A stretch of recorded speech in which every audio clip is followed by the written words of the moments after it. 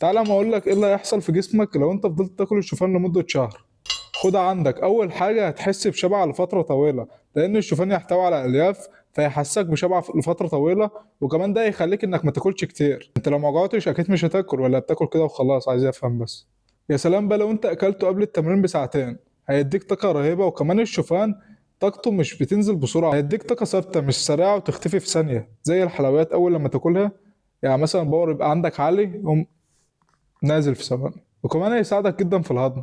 بس خلي بالك بس من حاجة، مش عايزك تروح تزود عليه سكر أو تاكله بكميات عالية جدا، عشان ده ممكن يبوظ لك الدايت ويزودك دهون بدل ما يفيدك هيضرك. وخليه من ضمن سعراتك الحرارية وكله قبل التمرين، وصدقني هتستفيد.